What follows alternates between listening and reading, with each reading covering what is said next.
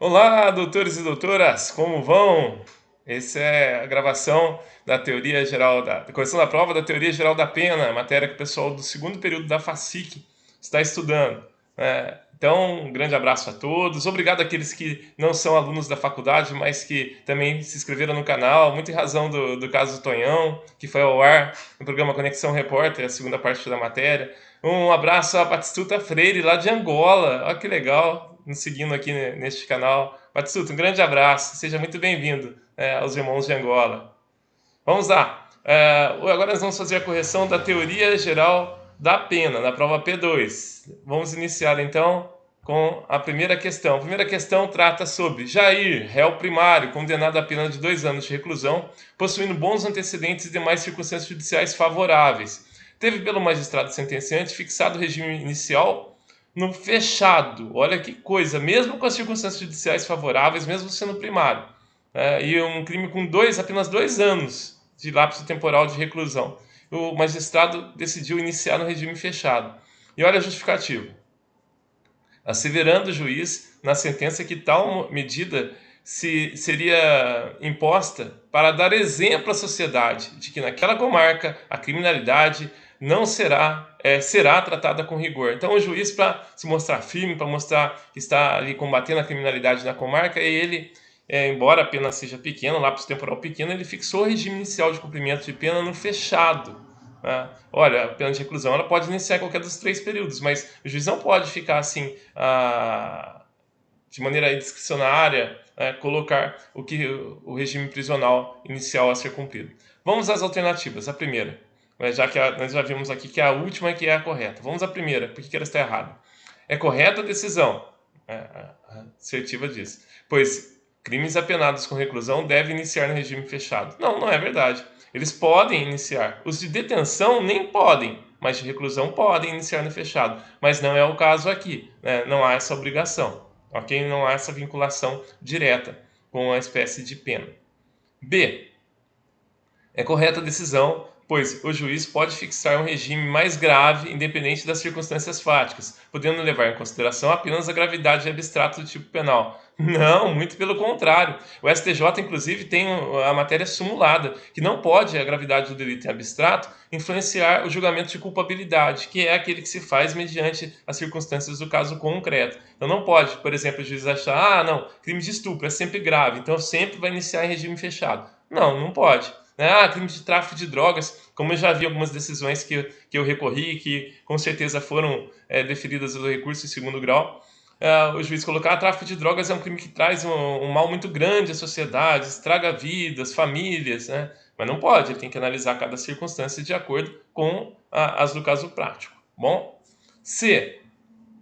Não deve o juiz determinar, em hipótese alguma, o início de cumprimento de pena de menor que 4 anos no regime fechado, sendo obrigado a iniciar, na pior das hipóteses, no semiaberto. Essa aqui é chamada canto da sereia. Ela dá essa impressão que está certa. Ela não deve o juiz determinar, em hipótese alguma. Aqui que está o erro nela. Em hipótese alguma, não. Porque, por exceção, ele pode. Por exemplo, imagina um sujeito que é reincidente várias vezes em vários crimes, que tem, né, uma vida pregressa bem significativa. Pode sim, com uma pena menor de 4 anos, ser apenada, ser fixado o regime inicial fechado, como única forma de atender a capacidade retributiva ou preventiva da pena, e até mesmo ressocializadora, porque o sujeito fica lá convertendo tendo pena convertida de privativa de liberdade restritiva de direitos e continua a praticar crimes na vida. Não dá. Né? Chega uma hora que o juiz tem que realmente aplicar uma pena mais severa. Então, a alternativa correta é a alternativa D. Não deve o juiz, diante dos fatos deste caso prático, olha aí as circunstâncias que nós temos, né? Fixar o cumprimento de pena inicial no regime fechado, tendo em vista as circunstâncias judiciais favoráveis, ausência de reincidência, sob pena de violar os princípios da individualização da pena e proporcionalidade. Olha, até na parte de baixo eu digo aqui, ó, a resposta correta é a alternativa D, que é autoexplicativa. A alternativa explica exatamente o erro do juiz, aonde que ele errou. Bom, doutores, valeu, vamos à segunda. Mauro, arrependido da prática do crime de furto que cometeu, voluntariamente devolveu no dia seguinte aos fatos a exata quantia em dinheiro por ele furtado. Neste caso, deve. Nós já sabemos, né, que se trata do arrependimento posterior. Mas eu pergunto, será que a alternativa A está correta? Ele deve ser absolvido graças ao Instituto do Arrependimento Posterior? Não, porque a certa é a C. Ele deve ter uma pena reduzida. A previsão contida no artigo 16 do Código Penal é de uma minorante. Então é uma causa de redução de pena. Não é causa de absolvição, não é causa que vai excluir antilicidade nem culpabilidade ou tipicidade. Bom, então também vai estar errado a alternativa B. E aqui duplamente errado. Deve ser absolvido? Não deve ser absolvido. Graças ao Instituto do Arrependimento Eficaz, não houve arrependimento eficaz. Lembre-se que o arrependimento eficaz ocorre quando o agente deixa de produzir o resultado, né, em razão da sua conduta posterior à prática do crime. Aqui não é o caso. O resultado houve a consumação. Então,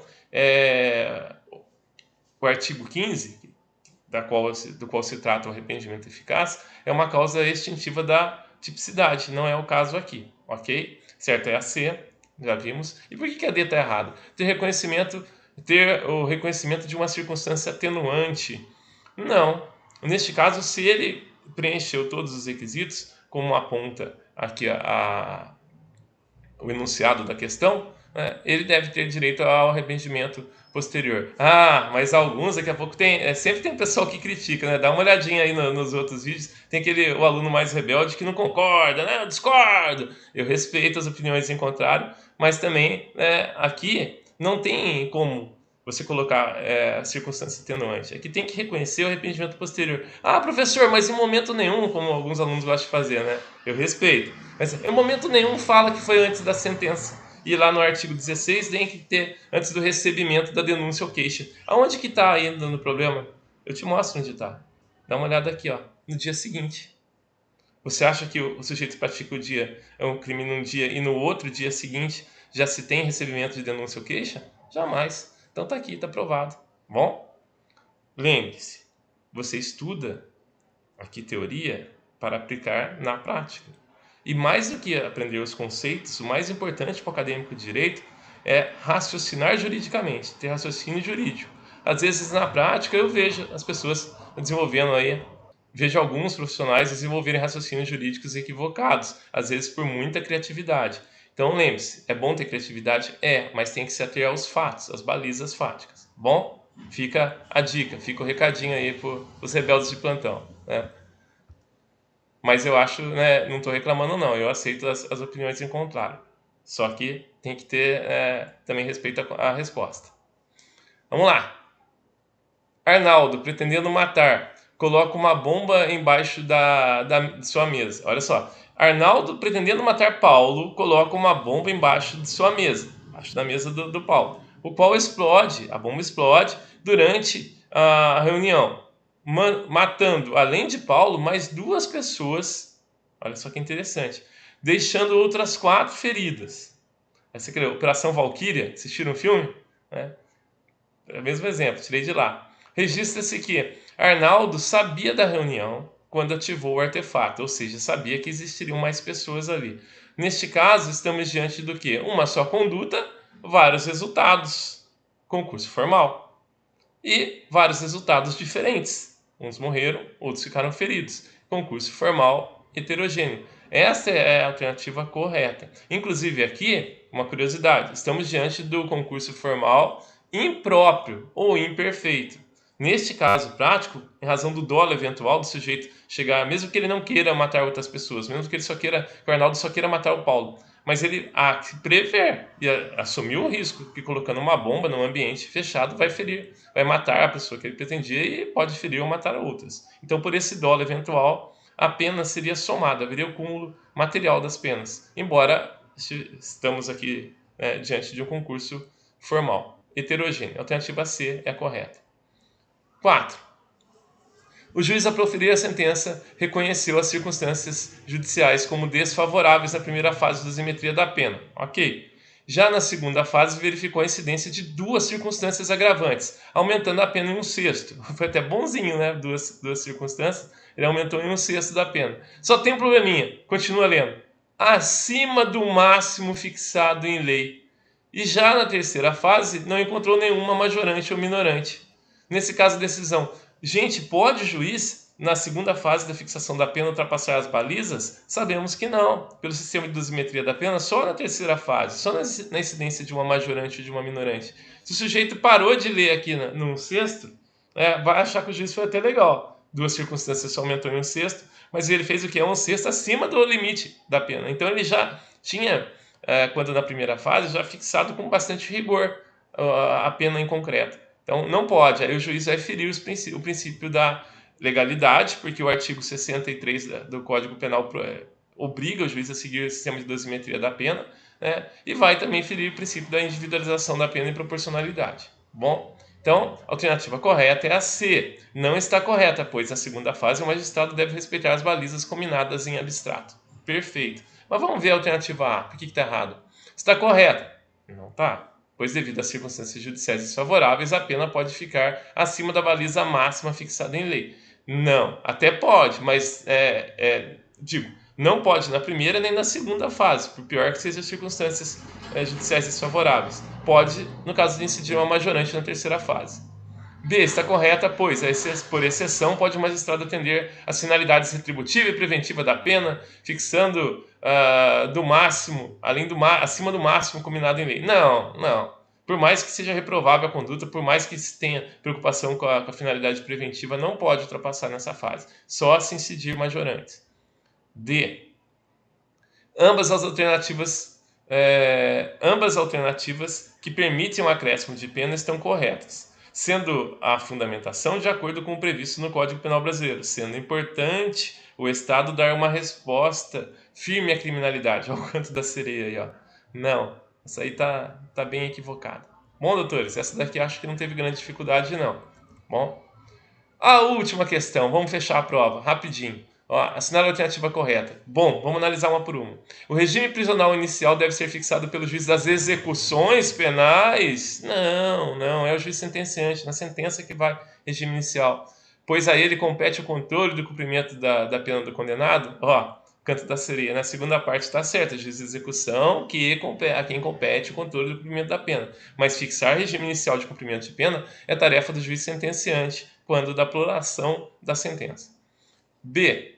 O abatimento do tempo em que o agente ficou preso antes do período de execução é chamado remissão?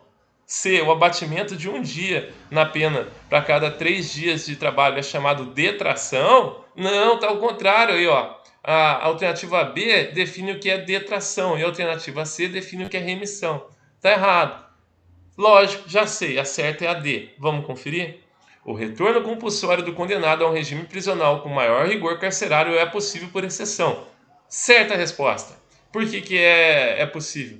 Por exemplo, quando ele comete uma falta grave, aí ele vai ter a regressão de regime. Essa questão aqui essa alternativa fala sobre a regressão. Ou se sobrevém, por exemplo, uma condenação que ainda não tinha transitado em julgado, acabou de transitar em julgado, que impõe um regime prisional mais severo, né, com o início de cumprimento de pena em regime, por exemplo, fechado. O sujeito já estava cumprindo pena num aberto, por exemplo. Ele vai poder até pular o regime semiaberto e ir para o fechado. Então, é possível. Ok, doutores? Essa questão ela exigiria um pouquinho mais de atenção, mas também não considero difícil. Prova facílima, eu não errei nenhuma. Fiz várias vezes, não errei nenhuma. Doutores, fica meu contato aqui. Amigos que não estão inscritos no canal, por favor, se inscrevam. Aqueles que estão, se tiver alguma dúvida, eu puder ajudar, aqui ficam meus contatos. No WhatsApp, no Instagram e também meu e-mail, que agora com o fim das provas está mais livre, está mais tranquilo para receber aí comunicações de vocês. Doutores, um grande abraço aos amigos de Angola, um abração.